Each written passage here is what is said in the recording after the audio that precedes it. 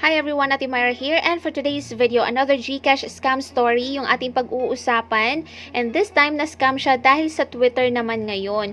We are so happy guys kasi willing siya na i-share yung kanyang scam story para daw mas marami yung maging aware.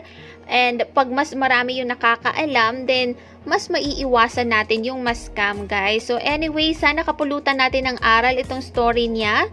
And if you are interested, then please keep on watching. Guys, disclaimer lang, just because nangyari siya kay GCash doesn't mean hindi na siya mangyayari kay PAYMAYA, kay Coinsph, and other mobile banking apps po, okay? And also, I hope na we will be a little kinder po sa comment section sa baba if you have any comments or feedback dito sa nangyari sa kanya. Pero anyway, let's proceed to the video. Hi guys, itago na lang natin sa pangalang V yung ating victim for today, and sinabi dito, June 7 daw siya nag-cash in ng 1,000 pesos using registered bank na nakalink sa kanyang GCash account. Pero matagal daw nag-process kaya inulit niya ulit yung pagka-cash in ng 1,000 pesos pero this time sa another bank account naman. So guys, kung nakapag-try ka na makapag-cash in from your bank papunta sa GCash wallet, alam mo na instant pumapasok yan sa inyong GCash balance, 'di ba? Pero this time nang ginawa niya, nag-loading lang yung page guys, kaya inulit niya for the second time around gamit ibang bank. Kasi thinking na baka sa bank yun, right? Pero same error pa rin guys. Kaya ang ginawa niya, pumunta siya sa Twitter. Sa official account ni GCash on Twitter, nag-provide daw siya ng screenshot ng page kung saan loading yung pagka-cash in niya sa kanyang GCash account. And nung ginawa niya yun guys, nag-reply as tweet lang siya dun sa isang public post ni GCash. And when you do that kasi guys, magiging public lang yung comment ninyo. Maraming makakakita, definitely, and not to mention yung mga scammers, right? So, nung nag-post siya ng screenshot ng page na yon dun sa public post ni GCash, merong nag-direct message po sa kanya or nag-private message. Yun na pala, fake na pala na GCash account po yun. So, nagmamadali siya nung time na yun, kaya yung nag-DM sa kanya, dun na lang din daw siya nag-ask or nagpa-assist. Akala niya, totoong customer service yun ng GCash. So, hiningi yung number or yung GCash phone number niya, yung code, tapos yung MPIN para ma-verify kung siya daw talaga yung user, kasi kung hindi daw siya, then ilalock daw yung GCash account niya. So, ayun, sa takot niya, kumagat siya, and unfortunately, na-access yung kanyang GCash account, at yung scammer tinransfer yung pera from V's GCash account papunta sa BPI Family Savings Bank ng scammer. Okay? So anyway, guys, to explain further, ito yung naging conversation ni V at nung scammer on Twitter.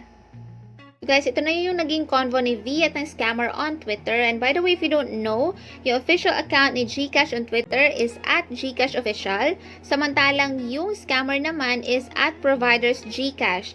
Mag-ingat po tayo sa scammer na ito, guys. So, yung naging conversation nila, sabi dito ni scammer, what is your concern?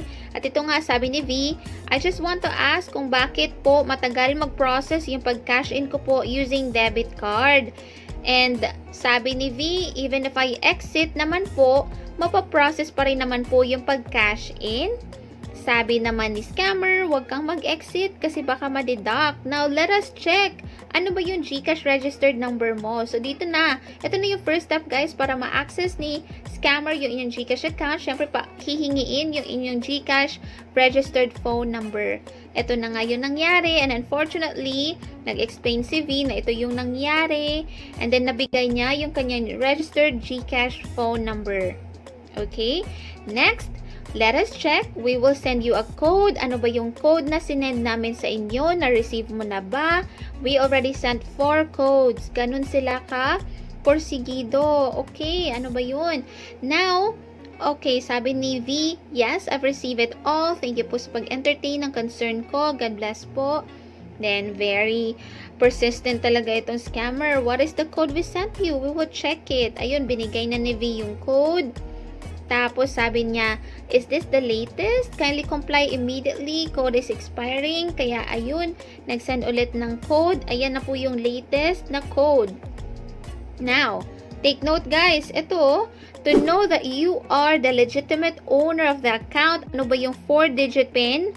If we prove that you are not the owner, we will lock the account. So first, ang ginawa, hiningi yung phone number, nag-send ng code, hiningi yung code, binigay naman ni V yung code, and pangatlo, hiningi ngayon yung 4-digit MPIN niya sa GCash.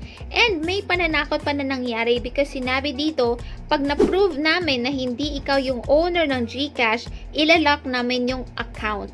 Imagine. So unfortunately, kumagat si V, nabigay niya yung 4-digit MPIN. And by this time, we're thinking na napasok na yung GCash account ni V. Unfortunately. Now, sinabi ni V, na-receive ko na po yung kinash in ko, yung dalawang kinash in ko po. Now, sabi naman ni scammer, we will send you a code, don't open the app while transferring your funds to avoid having a problem because I'm thinking na napasok na nga yung GCash account ni V. And if you, let's say, may another na pumasok ng GCash account, syempre madedetect ng system yun ni GCash na, oh, bakit dalawang beses ka mag-login sa dalawang magkaibang device? 'Di ba?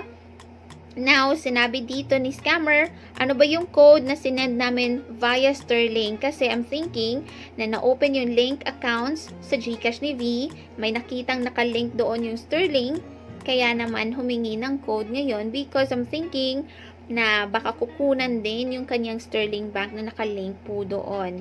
Right? Pero unfortunately, sabi ni V, yung code is with my mom's phone number po and hindi po siya reachable. I'm sorry, I'm not able to comply po. If nabalik na po yung funds, okay lang po. Thank you po sa pag-entertain. Pero not knowing na yung time na yun, scammer is actually already making steps na on how they can withdraw money from the Sterling Bank account. Okay?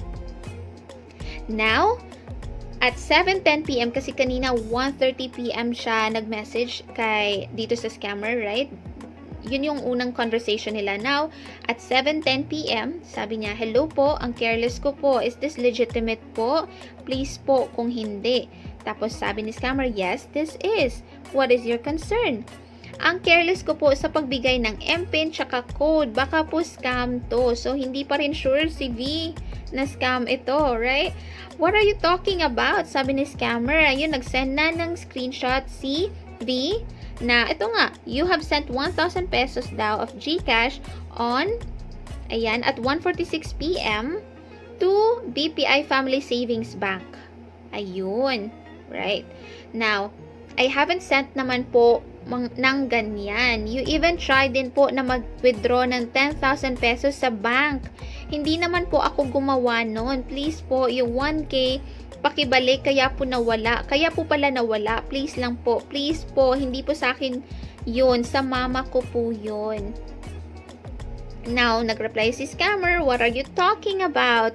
Ma'am, sir, please naman po. And unfortunately, hindi na siya makapag-send. Bakit? Kasi na-blocked na siya ni scammer. So, yun po yung nangyari kay V, guys. Nakakalungkot po talaga. Nakunan po siya ng 1,000 pesos sa kanyang GCash wallet. And nag-cash in lang naman po siya ng 1,000 pesos. Nung matagal nag-process, nag-cash in siya ulit gamit yung another bank. So, unfortunately, sa kagustuhan niyang malaman yung rason bakit matagal nag-process yung kanyang cash in, nadali pa siya, na-scam pa siya ng fake na GCash on Twitter. So, mag-iingat po talaga tayong lahat, guys. But anyway, moving forward, alamin natin kung nabalik ba kay V yung pera na nawala sa kanya. So, let's find out. Watch till the end. So guys, tinanong ko si V kung anong ginawa niya at nabalik sa kanya agad yung pera. Sabi niya lang na nag-comply lang siya sa pinagawa sa kanya ni GCash. For example, yung reset MPIN, tapos yung dispute form, nag-submit lang din siya. And then naghintay lang siya patiently, guys. Nagulat lang siya one day, nabalik na sa GCash wallet niya yung pera. So anyway guys, tingin ko na kapag ka na-scam ka or nakunan yung inyong GCash balance dahil sa mali or sa fake na GCash on Messenger or Twitter, I think mabilis lang mabalik sa'yo yung pera.